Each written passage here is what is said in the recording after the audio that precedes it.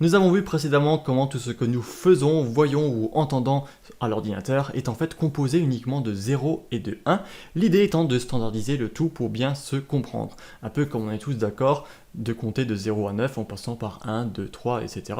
Et non pas en mettant un B ou un C au milieu, vous vous imaginez qu'on aurait du mal à se comprendre et à faire des calculs qui soient justes entre différentes personnes.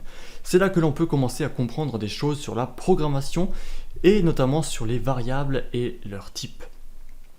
Une variable est un élément représenté sous forme binaire évidemment que l'on peut stocker de façon temporaire dans la mémoire de l'ordinateur. La mémoire est une sorte de gros tableau rempli de transistors qui servent à retenir divers états. En somme, on crée un tableau de 0 et de 1 tout simplement, et pour cela il faut beaucoup d'organisation. Car si vous souhaitez taper un texte dans votre éditeur de texte, vous allez taper par exemple BONJO, mais il ne faut pas que chaque caractère écrase les autres. Même chose si l'on fait une addition en utilisant un résultat précédent, une retenue ou peu importe, il nous faut en fait une certaine mémoire quelque part pour retenir des informations.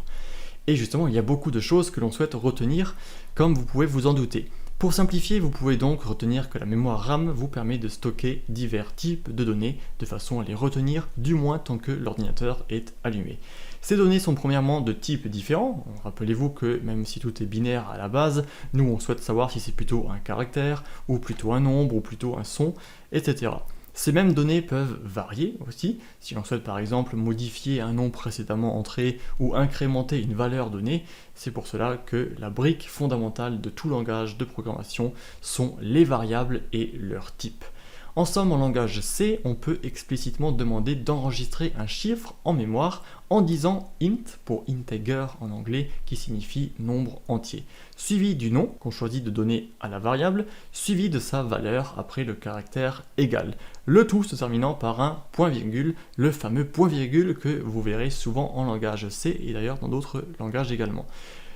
Grâce à cette instruction, le système va préparer une place en mémoire et y stocker le nombre 1 en binaire, qui sera ensuite traité non pas comme un caractère ou comme un son, mais comme un nombre entier grâce au int que l'on spécifie explicitement. Le compilateur en lui-même, qui permet de rendre le tout fonctionnel, est aussi normalisé et doit comprendre correctement ce que vous voulez faire pour ne pas se tromper. Chaque langage de programmation a donc sa propre syntaxe à respecter pour savoir ce que vous voulez dire à l'ordinateur. Par exemple, si vous dites de mettre un caractère mais que vous donnez un son ou une image, eh bien on ne se comprendra plus, c'est logique. Vous voyez que je parle sans arrêt de standards. La programmation est vraiment basée sur une standardisation et même l'informatique de manière générale. En langage C, on doit donc d'abord donner le type de la variable, puis son nom et ne pas oublier le point-virgule à la fin, après lui avoir ajouté une valeur qui est d'ailleurs optionnelle. Dans d'autres langages, on peut bien sûr le faire différemment, et puis évidemment un programme informatique est lui aussi une série de données binaires avec une façon de faire bien standardisée pour que n'importe quel ordinateur puisse le comprendre et l'exécuter. Au lieu de simplement afficher une image ou jouer un son, on ira donc bien plus loin grâce à la programmation. Par exemple, en pouvant afficher un son à une condition spécifique, ou en pouvant chercher un film sur le disque, ou en créant des fichiers donnés, etc. etc. C'est vraiment ça l'avantage de la programmation. On va pouvoir demander à l'ordinateur de faire ce que l'on souhaite à tous ces composants informatiques et électroniques. De façon concrète, on peut voir n'importe quel fichier de l'ordinateur comme une série définie de 0 et de 1. Si c'est une image, on la fait commencer par un en-tête, toujours en binaire, décrivant que c'est une image, sa résolution par exemple en pixels, etc., etc., suivi des données concrètes, donc des pixels de l'image. Si c'est une vidéo, eh bien même chose, on indique par exemple la taille de la vidéo, les images par seconde, le rythme des vidéos, des images, etc., etc., et on donne bien sûr les images en question. Si c'est un fichier exécutable, là encore, on a une façon standard pour lui dire par où commencer l'exécution du code, où chercher les données, que faire, etc., etc. Mais revenons à nouveau à la base de l'informatique. Le schéma suivant récapitule la base des bases. Programmer, c'est prendre des données en entrée, par exemple deux nombres, et fournir une solution, une sortie, par exemple l'addition de ces deux nombres. Autre exemple, on cherche un numéro de téléphone d'une personne dans un annuaire. Le nom de la personne est donc la donnée que l'on fournit en entrée et le résultat c'est le numéro de la personne ou alors rien si jamais le numéro ne se trouve simplement pas dans l'annuaire. Tout peut en fait être matérialisé sous cette forme. On donne un nom de fichier à ouvrir en entrée, on reçoit son contenu en sortie, si on souhaite ouvrir un fichier, le lire. On souhaite résoudre un problème en entrée, on reçoit donc une solution, peu importe le type. Et le point très important, là encore fondamental en informatique, c'est ce qui se passe au milieu entre l'entrée et la sortie, et c'est ce qu'on appelle l'algorithme. C'est en quelque sorte la recette qui permet d'arriver au résultat à partir des données fournies en entrée, des ingrédients si vous voulez. Et le problème, mes amis, c'est que l'algorithme, eh bien l'ordinateur ne le trouve pas tout seul, ça c'est la tâche de l'être humain. C'est d'ailleurs un petit peu dommage parfois, mais c'est comme ça, et nous devons donc agir à ce niveau-là, car l'ordinateur est malgré tout un petit peu bête, il exécute mécaniquement ce qu'on lui dit de faire, et c'est comme ça que ça fonctionne, comme j'ai pu vous le dire précédemment. C'est pour cela que si vous programmez d'ailleurs un virus ou un antivirus, et bien pour l'ordinateur c'est exactement pareil, c'est un programme qu'il va exécuter mécaniquement. Un très bon exemple pour comprendre l'utilité et la façon de créer un algorithme est de prendre un vrai problème, la recherche d'un numéro de téléphone dans un annuaire. Le résultat attendu, c'est le numéro, comme je le disais précédemment, et l'entrée, c'est le nom de la personne que l'on souhaite chercher. Comment faites-vous? Eh bien, c'est assez simple, on pourrait naïvement prendre l'annuaire, l'observer page par page, les tourner une par une, et puis chercher jusqu'à ce qu'on trouve le nom en question. C'est un petit peu dommage si le nom commence par Z. On peut aussi prendre l'annuaire au milieu, et puis essayer de regarder sur quelle page se trouve le nom, et en tout cas de remonter si jamais la première lettre du nom se trouve dans la partie précédente, ou alors aller plus loin dans l'annuaire si c'est l'inverse. On pourrait tenter par exemple d'accélérer l'algorithme. Si l'on reprend notre exemple avec le page par page, on pourrait imaginer tourner les pages 2 par 2 ou 10 par 10. Mais là, autre point très important, le problème c'est que l'algorithme doit être juste, car si vous tournez l'annuaire 2 pages par 2 pages et que vous ratez le nom de la personne, eh bien vous avez un problème parce que le nom est bien présent, mais vous n'allez pas le retourner, l'envoyer en sortie. Et là, il y a un gros souci. On a donc là deux problématiques principales autour des algorithmes. Ils doivent être suffisamment rapides pour se terminer un jour, tout simplement, et ils doivent également être sans erreur, c'est-à-dire qu'ils doivent finir correctement et qu'on n'obtient pas un résultat erroné. Si vous faites 2 plus 2 et que vous obtenez 6, a priori, c'est faux.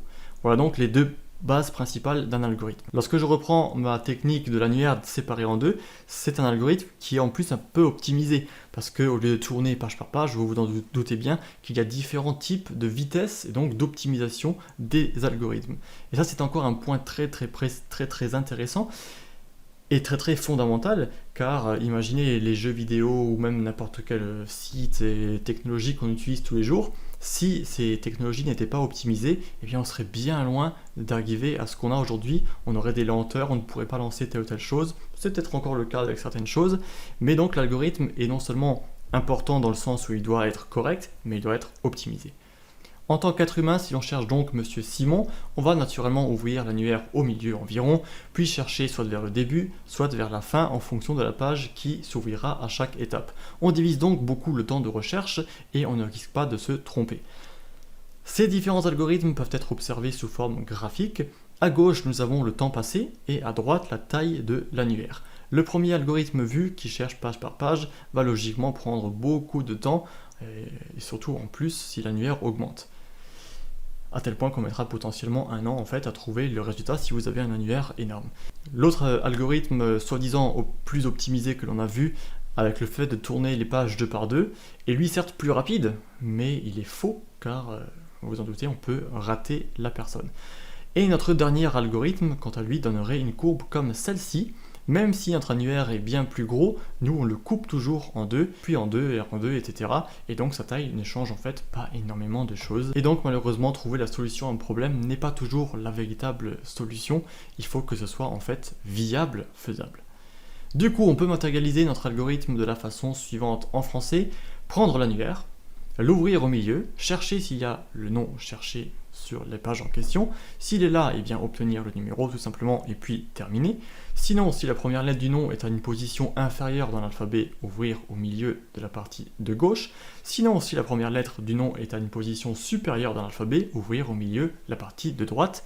Et dans les deux cas, on reprend ensuite le principe, on recherche dans la partie concernée jusqu'à arriver à un moment où l'on va soit trouver le numéro, soit lire tout l'annuaire tout simplement, et ne pas soit arriver à la fin de l'algorithme tout simplement, et donc on n'aura pas de numéro trouvé. Il faut donc évidemment rajouter ces deux cas, dont ce qu'on appelle également un cas d'arrêt. Voilà donc notre algorithme, et voilà par la même occasion d'autres structures de langage de programmation en plus de nos variables vues précédemment. On a ici des conditions avec si, sinon si et sinon.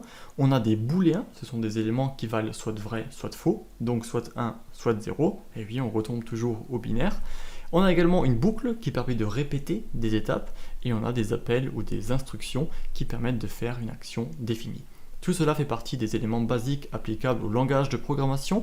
Une fois notre algorithme défini, il reste en fait simplement à le traduire avec la bonne syntaxe dans un langage de notre choix. Vous pouvez donc avoir à peu près n'importe quel algorithme transposé dans à peu près n'importe quel langage. Bien sûr, après il y a des subtilités, des langages plus adaptés pour telle ou telle chose, mais dans le fond, c'est bien cela et c'est comme ça là que ça fonctionne.